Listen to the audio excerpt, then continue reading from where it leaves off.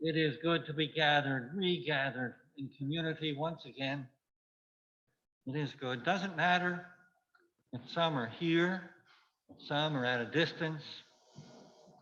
For as Walt Whitman wrote a long time ago to us, he said, distance avails not.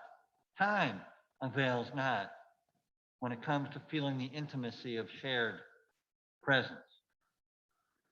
So we are here, gathered, to center ourselves in the things that matter most: beauty, truth, goodness. Here, stronger together for mutual support and inspiration. Here to nourish the spirit, to grow our souls, to grow our love, to learn how to be better helpers and healers in this world we shared. Yes, it is good to be gathered together, gathered on and from the ancestral land who we honor of the Massachusetts people. We have gathered, and it is good.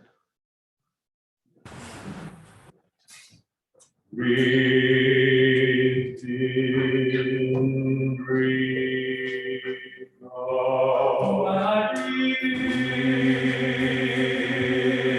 in, I breathe in peace. When I breathe out, I breathe out love. When I breathe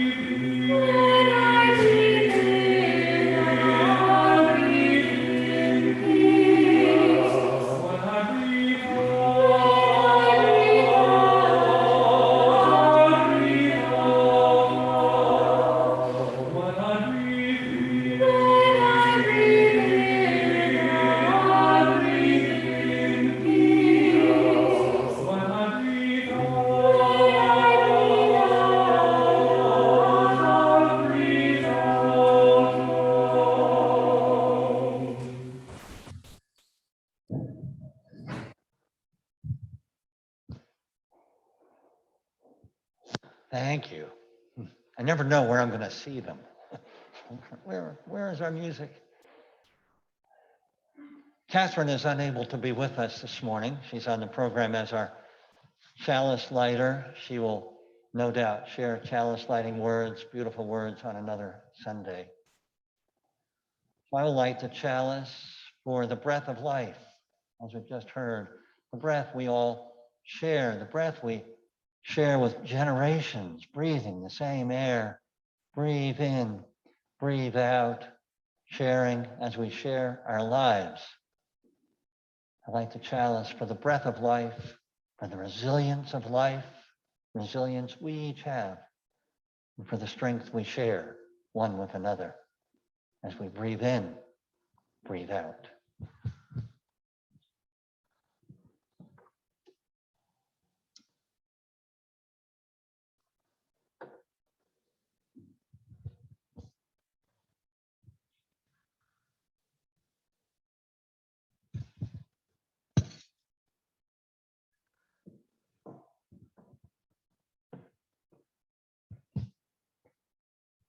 Our opening hymn, which we can hum along to, is Gather the Spirit, number 347 in your hymn books. Humming permitted, and we will enjoy Rich Jensen singing the hymn.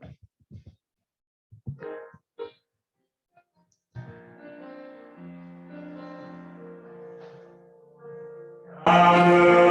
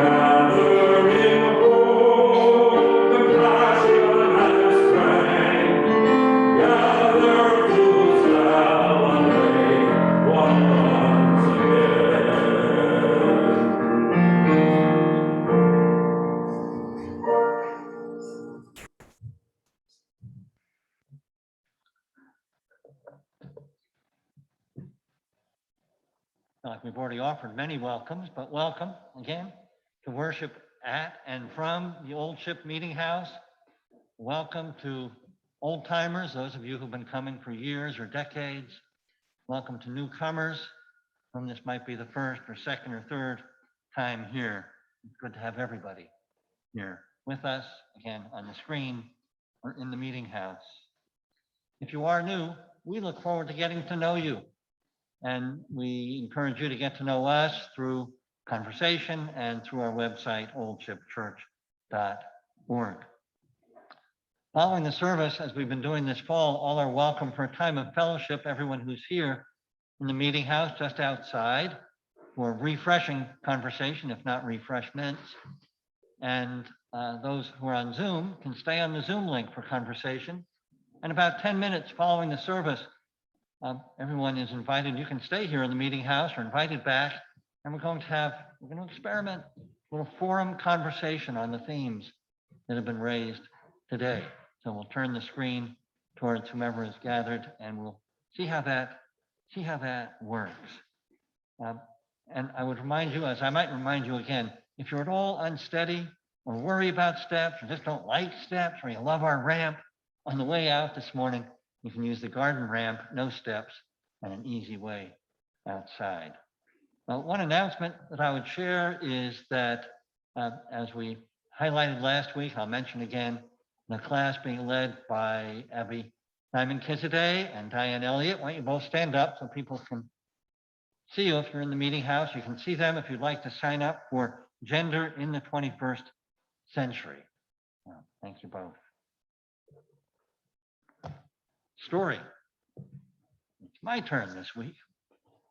I've got a book by Kobe Yamada called What Do You Do with a Problem? Illustrated by May Bessom, and I'll hope you'll be able to see at least some of the pictures. I'll aim it to the camera and to you all.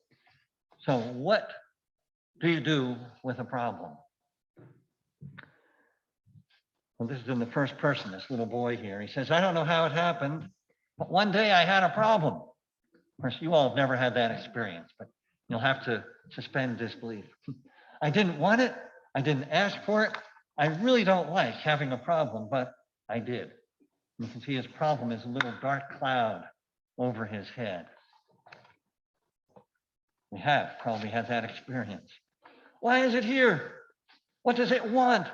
What do you do with a problem? I thought. And that cloud is getting a little bigger. I wanted to make it go away. I shoot it. I scowled at it. I tried ignoring it. Nothing worked. Cloud is getting really big. I started to worry about my problem. You may or may not have had that experience, but this little boy is. What if it swallows me up? He said, what if my problem sneaks up and gets me? It's getting bigger all the time. Worrying generally does make problems get bigger, doesn't it? That's what this little boy is experiencing. He says, what if it takes away all of my things? And he's protecting his things in the corner.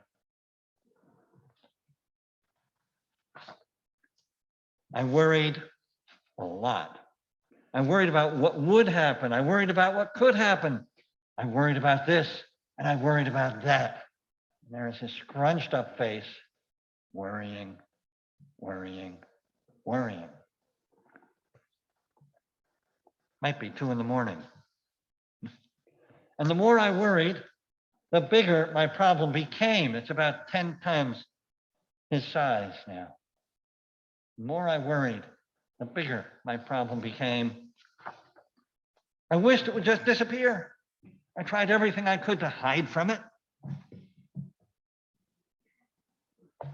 I even found ways to disguise myself.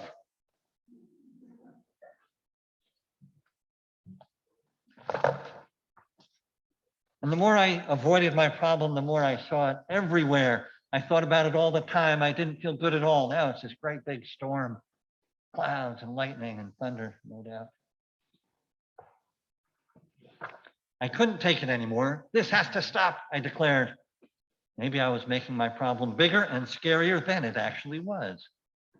After all, my problem hadn't really swallowed me up or attacked me. Now he's going to work at his desk. Don't know what he's doing, but he's thinking about it, trying to figure things out. So even though I didn't want to, even though I was really afraid, I got ready and tackled my problem. There he is, tackling his problem. That cloud, which has already gotten a little smaller, as you might notice. When I got face to face with it, I discovered something. My problem wasn't what I thought it was. I discovered it had something beautiful inside. It's kind of a bright light now. And he's crashed into his problem. My problem held an opportunity. It was an opportunity for me to learn and to grow, to be brave, to do something.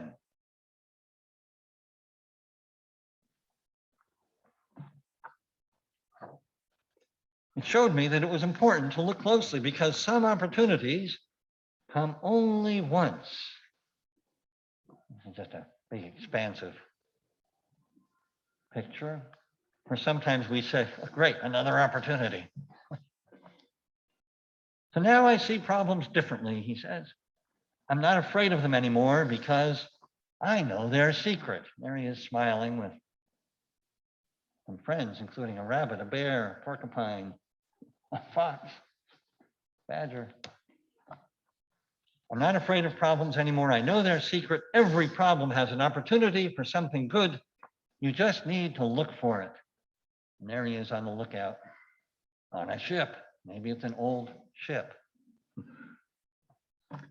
Every problem has an opportunity for something good. You just have to look for it. Here ends the story.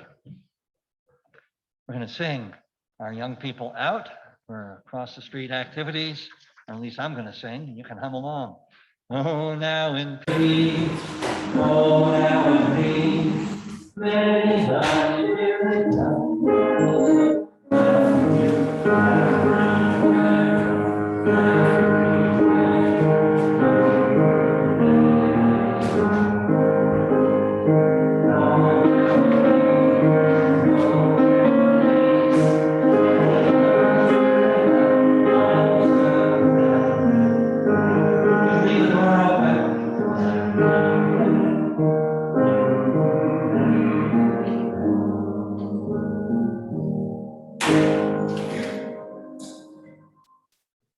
he know what key I was singing in. I have a feeling he would have played in whatever key I was singing in. Thank you, Christopher.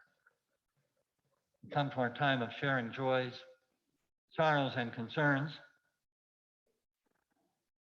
Karen Schneider sent me a candle. Karen, did I see you come in? Are you here? Maybe not. Karen asked for a candle. I guess I saw her on the screen. Karen asked for a candle of remembrance for her father, Robert Schneider, who passed away 25 years ago yesterday, October 2nd. These memories are enduring. We send our sympathy, Karen. I will light that candle and then invite you to stand, remain masked, please, and share any joy or sorrow or concern you have. And if there are any among our digital participants, please enter in chat and I'll read those.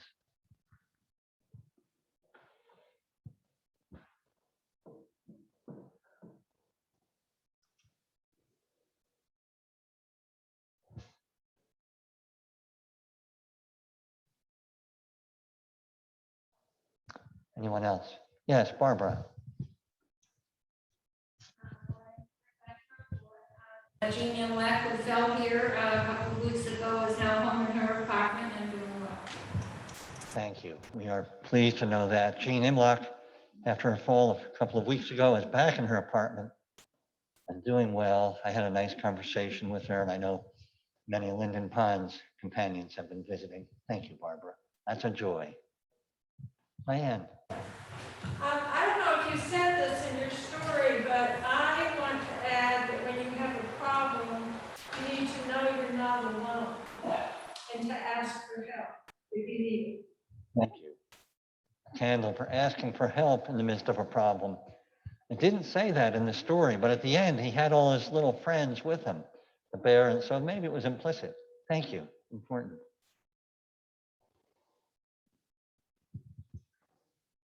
I'm going to see what our companions who are gathered with us here.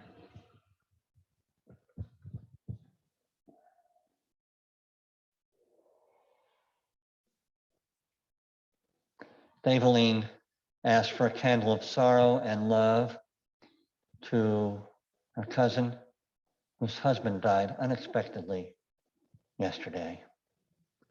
We send that candle of sorrow and love.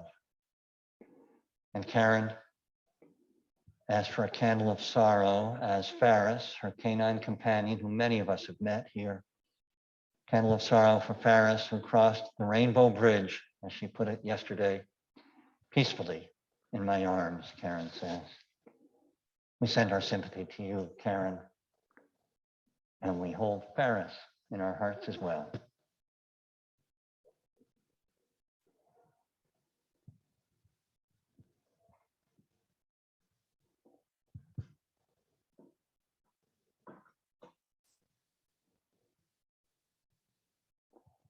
For Daveline's friend and her sorrow,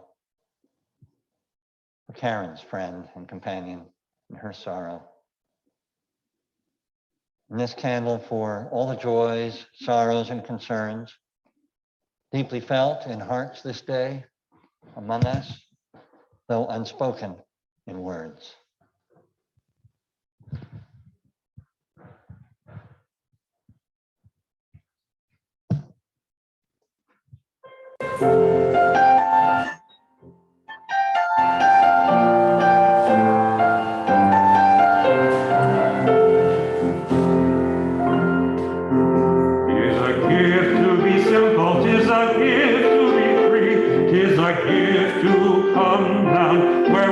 To be, and when we find ourselves in the place just right, we'll be in the garden of love and delight.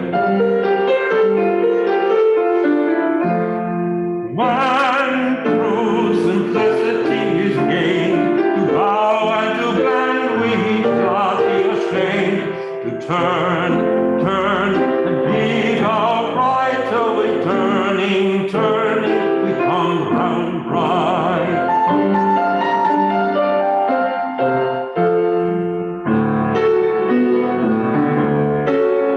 Tis a gift to be simple, tis a gift to be free, tis a gift to come down where we ought to be, where we find ourselves in the place just right, we'll be in the valley of love and delight.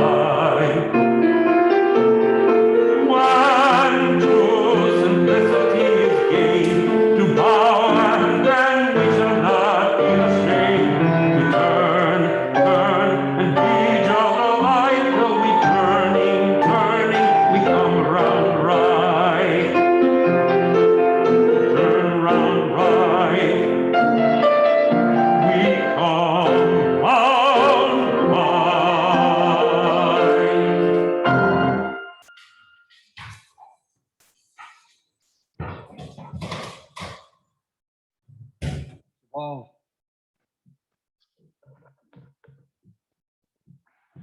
They're invited to a time of meditation, prayer, and gathered silence.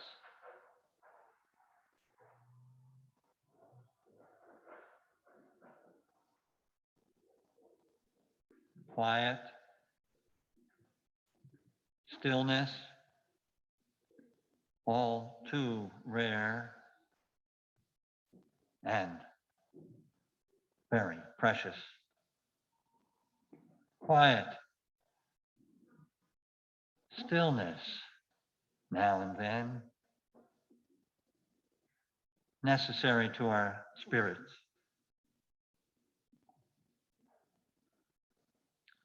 May we be quiet, be still for a few moments, just here, just now, noticing our in-breath, out-breath, not forcing, just noticing.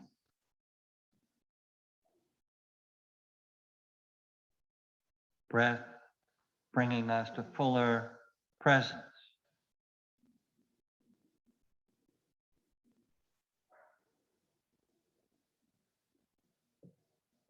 Presence leading us to prayers.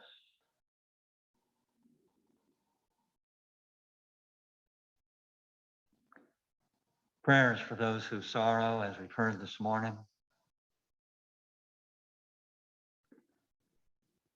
Prayers for all who sorrow, wherever they may be.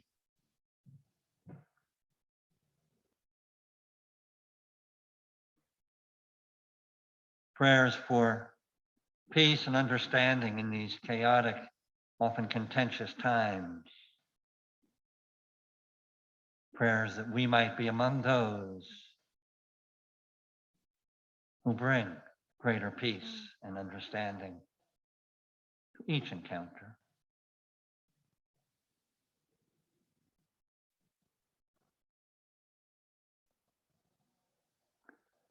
Prayers for the well-being of all beings.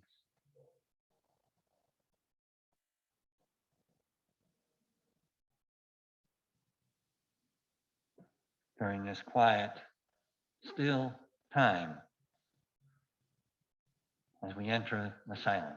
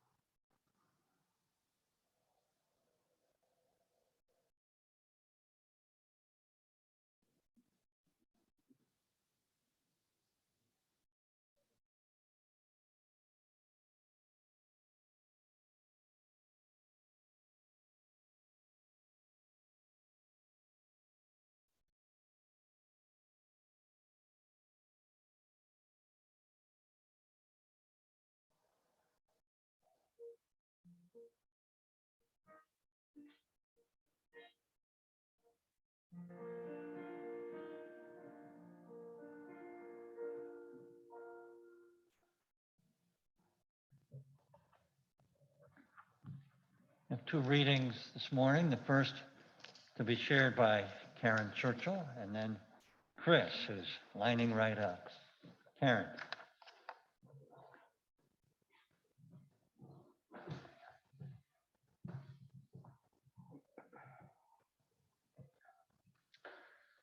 The first reading today is the 23rd Psalm. The Lord is my shepherd, I shall not want. He maketh me to lie down in green pastures. He leadeth me beside still waters. He restoreth my soul. He leadeth me in the path of righteousness for his name's sake. Yea, though I walk through the valley of the shadow of death, I will fear no evil, for thou art with me. Thy rod and thy staff, they comfort me. Thou preparest a table before me in the presence of mine enemies.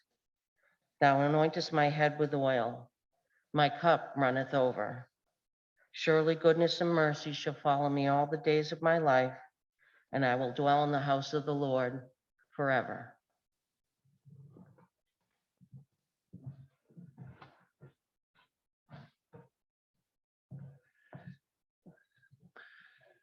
Second reading is The Peace of Wild Things by Wendell Berry.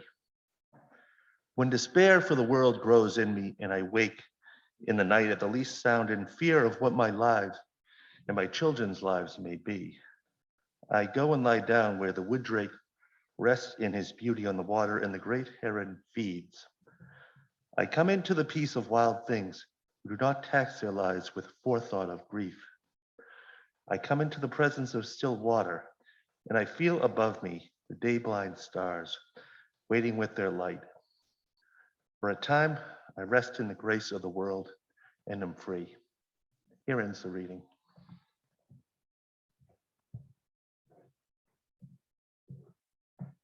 Thank you, Chris. Thank you, Karen. Love those last line. For a time, I rest in the grace of the world and am free.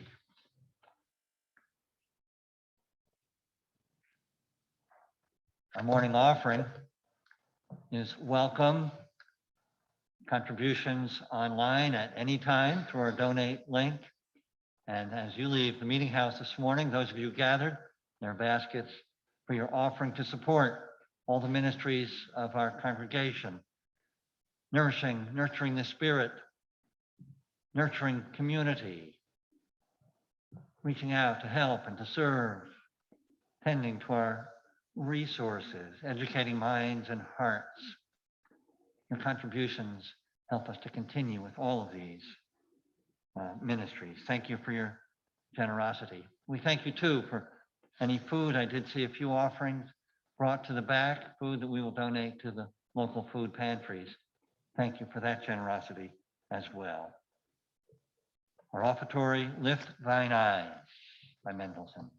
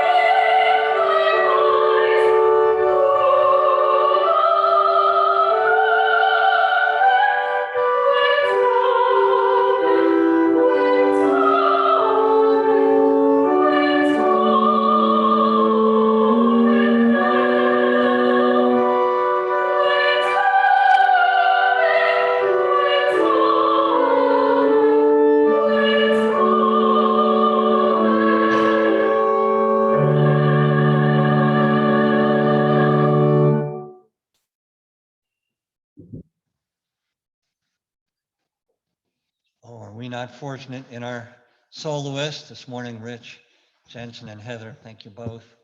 And of course, led by Christopher. Well, it's been quite 18 or 19 months, has it not? So many lost to COVID, some of your friends and family, I expect. So many grieving, COVID losses, and perhaps losses where we were unable to be with a dear one at the time of their passing. So much loneliness, so much isolation, hardship. Frontline workers, as we know, from grocery clerks to sanitation workers, bus drivers, healthcare workers, of course, doctors, nurses, aides, housekeeping, so many of these and us too, stretched to our limits and beyond for some. And even if we have been safe and well, we've been fortunate and blessed in that way, and our dear ones have been, it has been and continues to be a time of unsettling uncertainty, you think? Often challenging our spiritual, even our material resources. And of course, it's not only been the pandemic. We had an election a year ago. It seems like half a century ago. And there was January 6th. Then there was Afghanistan. And I could go on. Abortion rights threatened, contentiousness in Congress. So how have we been doing? How are we coping? How have we been coping? How will we cope as individuals, as a community? As individuals, I've been in conversation with many of you at one time or another over the course of these months and more recently, and I've learned something of how you've been managing in the midst of isolation, remote this and that, in the midst of losses, grief, worries, like that little boy in the story, problems. Problems don't stop coming. You know, just the regular old-fashioned kind. Well, you've been maintaining connections as best you can, okay? With family, with friends, to begin with, and for a long time, mostly on the phone, FaceTime, and notes back and forth. Blessedly now, more often in person, sometimes awkwardly, wondering, is this okay, and so on. And I hope often, if not always, remembering, as Diane was saying earlier, that we don't always have to struggle through hard times alone. In fact, that's not, well, sometimes we do. We find ourselves in that situation, but we can reach out and connect. Don't always have to struggle alone, keeping up the smiley face when inside you're feeling anything but smiley. We don't have to do that. And I've heard how you are tending to yourselves more personally and individually, tending your spirits through some sort of what's often called self-care, or spiritual care, however you name it. For some, that means, as perhaps for half a lifetime, for many of you, means meditation or yoga. For others, going out for walks in the woods or on the beach or just in your neighborhood. For many of us, it can be as simple, I hope for all of us at one time or another, as simple as turning off the news, putting the paper into the recycling bin, at least for a while. Enabling ourselves, our mind, body, spirit, to settle in to the moment. That made me turn on a baseball game, for example, where I gather there's a football game tonight too. Some of you may be interested in. I like listening to baseball on the radio, but we tuned into a little of the Red Sox game yesterday. It got pretty tense and we turned it off. They ended up winning, as maybe most of you know, as the Yankees did. This is exciting. And you know, it's trivial, of course, in the context of so many bigger things, but as a wise person I know well said, sometimes we need just the trivial. We need to play. Baseball is play. Watching a game is play. Humans need that to refresh. And some of you have mentioned the practice of gratitude as an essential part of your strategies. That's good at any time, right? To name, as one of you told me, to name what you have rather than lamenting what you don't have. And you might have to deal with what you don't have. And sometimes it's okay, turns out, not to have whatever it is. But naming what you have, gratitude. But all this said, I'm kind of going back a little bit. It seems to me the first step for many of us during any time of our lives when we're facing a tough time is acknowledging that it's tough, acknowledging how we're doing, maybe not very well, naming for ourselves, to ourselves, and maybe with a friend, to a friend, Things are hard, if indeed they're hard. Just too easy when asked to say how you're doing, to say, I'm fine, when you may not be feeling at all fine. There was an old cartoon, got two psychologists walking towards one another in the hall. How are you? I'm fine. And the first one says, I wonder what he meant by that. That's not that we should dump on everyone. We don't, that's not good for human relationships. But you can name how things really are to yourself, to a friend, to a dear one, or a therapist, or a minister. And then you might find that you can breathe a little easier, just having done that. And then get on with it, like the little boy in the story, again, whatever the it of a particular day might be. Remember that wonderful book, Tuesdays with Morrie? How many of you read that years ago? A lot of you. So one of the things that really stayed with me from that book. So Morrie, for those of you who don't know, is I think retired, but in any case, a professor. I think he was at Brandeis, and he has ALS. Terrible disease. My grandfather had that. You maybe all know somebody. Well, one of his former students, Mitch Album, visited every week, Tuesdays with Morrie. And one of those Tuesdays, they had already had weeks of conversation. Mitch said to Morrie, so, because Morrie was always seemed to be upbeat, loving the conversation and so on. He said, Morrie, do you ever complain? You ever feel down? And some of you may remember this. He said something like, I didn't go back to find it exactly. He said something like, oh yeah, every morning I give myself a little time for a good cry and complaining. And then I go on with my day. That bit of life wisdom has stayed with me. Yes, for spiritual and mental, again, even physical health, there have been studies. Sometimes we just need to say to ourselves or to someone else how we're really doing instead of wishing whatever problem, as again, the little boy trying to wish it away or hardship didn't exist. It's an utterly normal sort of wishing. Man, I wish this was not going on right now. That's normal. But if we get stuck there, it doesn't end up helping us too much. So instead, naming how things actually are, naming how we're feeling, how they are, and then moving on. Figure out, often together with others, how to manage, how to cope, how to carry on. I think much, if not most, of what I've been saying applies to our community and to our lives in community. For example, this Old Ship congregation, I think we've managed pretty well these past 18, 19 months in the midst of the challenges posed by the pandemic to each of us and to our community. We've stayed connected through those individual phone calls and notes and so on. And we learned pretty quickly. Some of us old dogs learning new tricks. I learned things about technology I hadn't even heard of. Didn't think I'd ever have to learn, even if I had heard of them. We learned how to stay connected through Zoom meetings and classes, through this online worship and now hybrid. But it has been a long time. Many have named it a collective trauma that we've been through and are still going through. It has indeed sometimes been hard, of course, each one of us. And we do have challenges here at Old Ship other than COVID, as every church does, one way or another. To begin with, a challenge of staff transitions.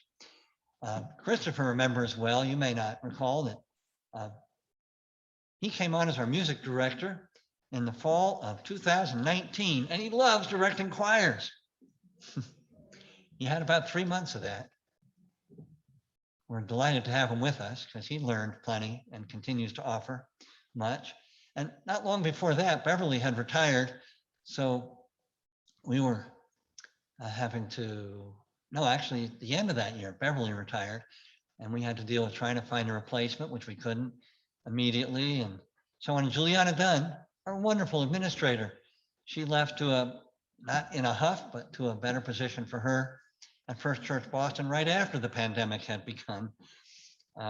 We were fortunate to find Chloe Brede to be our interim director of religious education. Turns out she had all the tech skills that an administrator would need, and she spent half her time in that role last year, but she went on to the ministry. So now another change.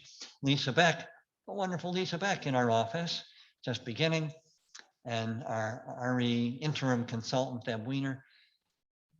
I'm going to test you on all this later, so I hope you've been paying attention. If your head's not spinning, you have not been paying attention. And now, in addition to all this, as most of you know, a new chapter in our parish house story. And all at the same time as we've begun a new chapter in how we gather. Learning how to gather in hybrid or multi-platform fashion. We have indeed regathered in person. It's wonderful, but we're wearing masks. And when I get a little closer, I put my mask back on. And so, yeah, it's good, but it's still a little strange. We can't sing. And then there are the folks on the screens. And I wonder, are we still feeling like one community, or are we divided? I hope we're learning, as we had to learn last year when we were just online, that we are still one community. Some people at a distance on the screens, some people here in the meeting house, still one. But we have work to do to be one. I do know the overarching overarching question, how are we feeling and how are we doing as a congregation? It's a question I think we just need to keep in mind in order to move forward together. So I've named some of the challenges, named some of what's going on for us in our community.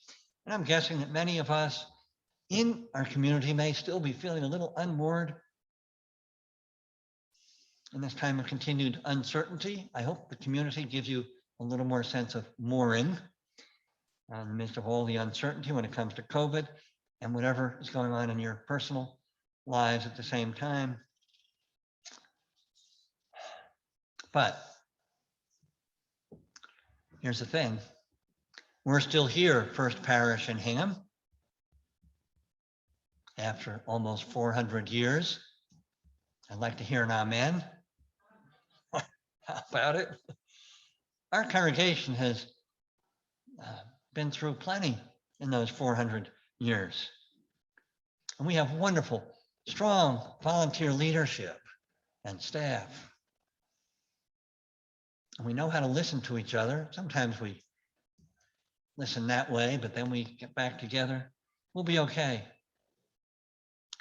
And we might do well to keep in mind that problems, even big ones, often come with an opportunity for something good, as the little boy discovered. It reminds me of the boy who woke up one Christmas morning, you've heard this, and he goes and he opens his stocking only to find it filled with horse manure. It's great, there must be a pony somewhere. We would do well in the midst of whatever problems to be looking for the ponies. I want to shift gears just for the remainder, not too much longer, of my musings this morning, not unrelated to all I've been saying. So one of my favorite Psalms, maybe for many of you, if you were raised with the Psalms in the Jewish or Christian tradition, is of course the 23rd Psalm that we heard earlier. But first, actually, I'm going to talk about another favorite Psalm, 121st. The words are printed at the top of your order of worship of the opening lines, and we heard them sung by Heather. I will lift up mine eyes unto the hills, from whence cometh my help. My help cometh from the Lord, which made heaven and earth. And not every translator puts a period, puts a question mark at the end of that first sentence, but many do. It's a plea for help. From whence cometh my help? The Psalms are filled with pleas for help. This one goes on pretty quickly to an affirmation. My help comes from the Lord who made heaven and earth. It goes on and on. But what if our faith is shaken and challenged? What if that ancient religious language, it's the language of the Psalms, but what if it doesn't speak to us anymore? It's not our language. Oh, another old story. Remember the one about the fellow, very poignant these days, but I'll share it anyway. Fellow, there's a flood water rising. He's standing on his roof and he's praying, Lord, please save me. Lord, save me. Got great faith. Guy comes along in a rowboat. Says, hop in. Don't worry, the Lord's going to save me. A few minutes later, helicopter drops the ladder. Don't worry, Lord's going to save me.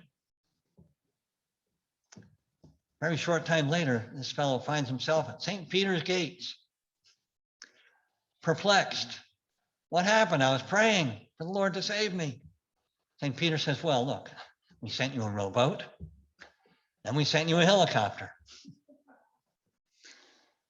In short, to use traditional religious language, we are God's hands and heart. A helping hand, your hand, my hand, your neighbor's hand, God's hand in human flesh, a blessing. Take it, offer it. If you prefer, you don't need God language. We are the hands and heart of the interdependent web of the family of life, the family of the human family.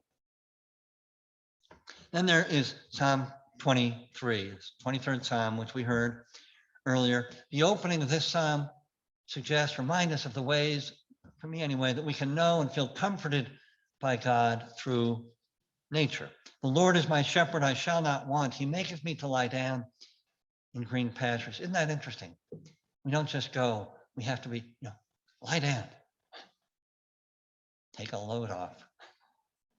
Lie down. He maketh me to lie down in green pastures, leadeth me beside the still waters, restoreth my soul. So the beauty of a sunrise or a sunset, the beauty of changing leaves, it's the beauty of God and the colors of nature, a blessing, if we use that language.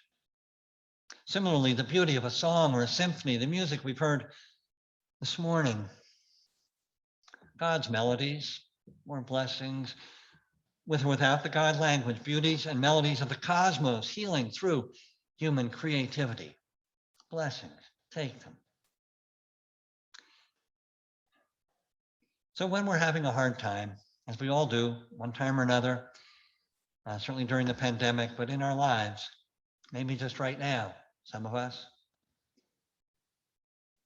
it's okay, important indeed, to allow ourselves to feel how we're feeling, to name it, and to reach out.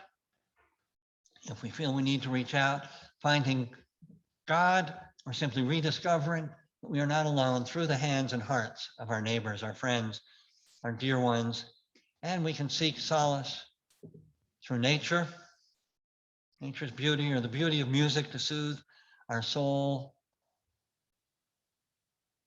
finding God or simple solace, however we name it, in the colors and embrace of nature and the melodies of human creativity.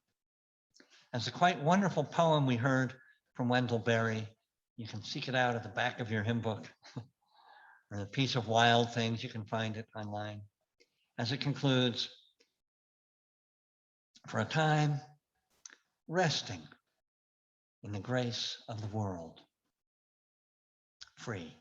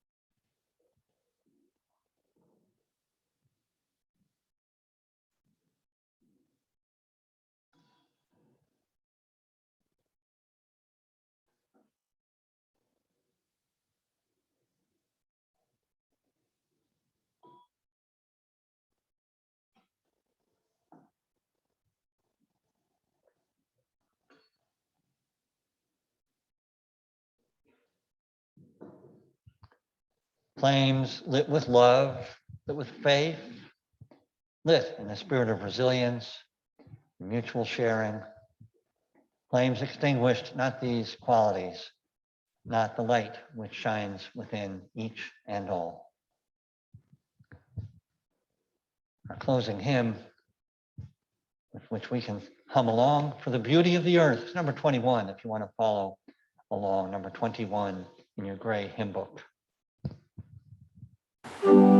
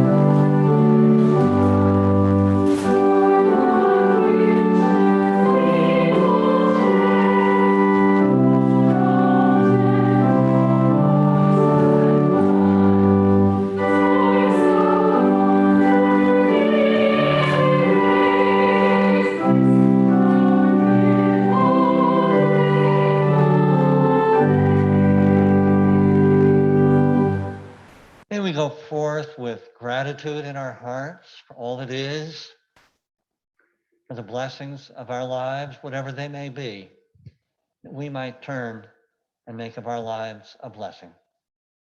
So may it be. Blessed be, and amen.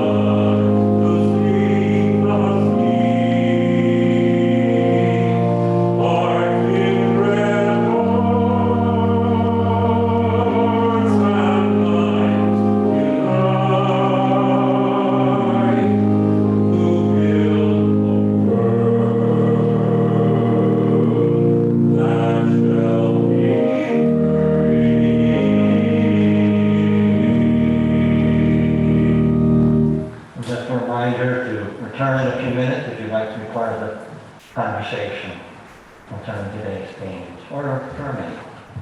Go in peace.